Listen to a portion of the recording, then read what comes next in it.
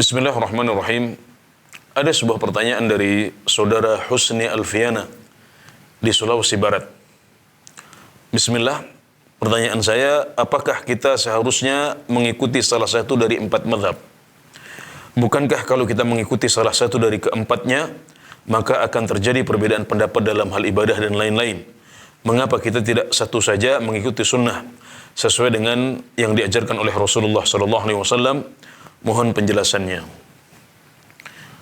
Iya, para ulama, khususnya para imam mazhab yang 4, yaitu Imam Abu Hanifah, Imam Malik, Imam Syafi'i, dan Imam Ahmad bin Hanbal, adalah orang-orang yang diakui oleh dunia sebagai orang yang sangat bersemangat untuk mengamalkan sunnah Rasulullah SAW.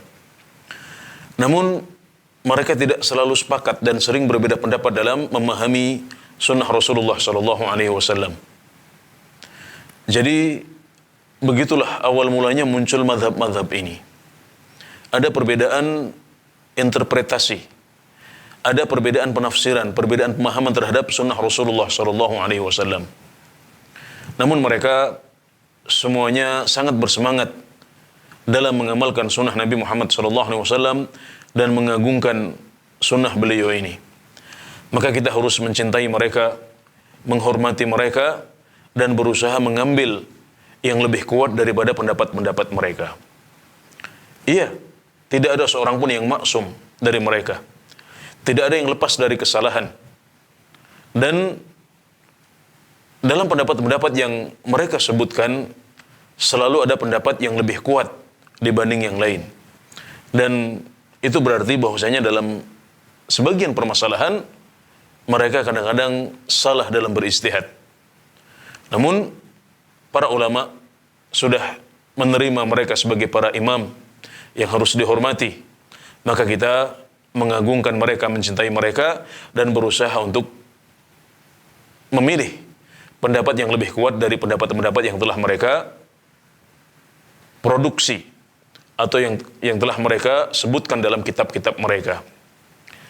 Adapun mengikuti salah satu dari mereka, kalau yang dimaksud adalah sekedar berintisab atau menisbatkan diri, menggolongkan diri kepada salah satu madhab ini, misalnya mengatakan saya bermadhab Syafi'i, maka ini hukumnya boleh dan tidak wajib. Ingat, hukumnya adalah boleh dan tidak wajib.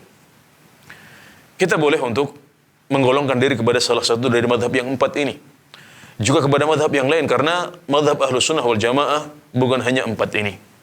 Ada madhab Zahiriyah, ada madhabnya Al-Laits bin Sa'ad, ada madhabnya Atha bin Abi Rabah, ada madhabnya para ulama lain yang tidak kalah alim dibanding keempat ulama ini, namun mereka barangkali kalah masyhur dibanding mereka.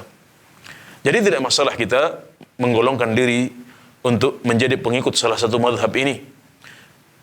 Namun, kita tidak boleh untuk fanatik. Fanatik artinya adalah menisbatkan diri kepada salah satu madhab, plus komitmen untuk mengikuti pendapat mereka semuanya, dari A sampai Z. Misalnya, ikut madhab Imam Malik dari A sampai Z. Ini adalah sesuatu yang tercela. Ini yang disebut sebagai ta'assub madhabi, fanatisme madhab, yang telah membuat umat Islam tercerai-berai dan jatuh dalam permusuhan di antara mereka. Ini juga adalah sifat yang ditentang oleh para ulama itu sendiri. Mereka semuanya dengan tingginya kedudukan mereka, dengan keutamaan mereka, semuanya mewasiatkan murid-murid mereka untuk tidak boleh ta'assub atau fanatik madhab kepada mereka. Imam Malik bin Anas rahimahullahu ta'ala misalnya mengatakan, kullun yu'khadhu min qawlihi wa yurad illa sahibah hadzal qabr.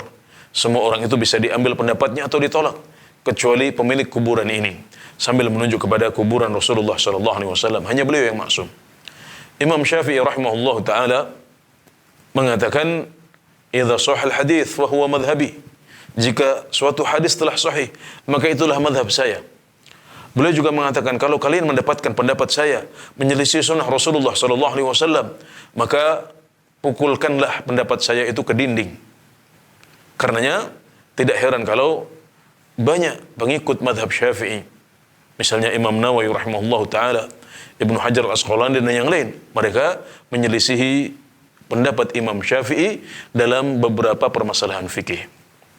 Jadi intinya tidak masalah menggolongkan diri kepada salah satu madhab yang 4, bahkan madhab yang lain yang masih dalam lingkup madhab Ahlus Sunnah wal Jamaah. Namun kita tidak boleh untuk fanatik dalam arti bertekad untuk mengikuti salah satu madhab ini dari A sampai Z. Karena siapapun para imam kita, maka selalu ada pendapat-pendapat mereka yang lemah atau menyelisih sunnah Rasulullah SAW.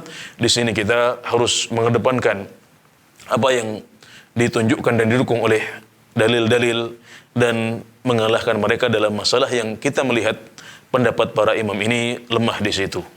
Insyaallah dengan demikian kita akan bisa menjalankan ibadah dan mengamalkan Islam sesuai dengan apa yang telah dicontohkan oleh Rasulullah SAW.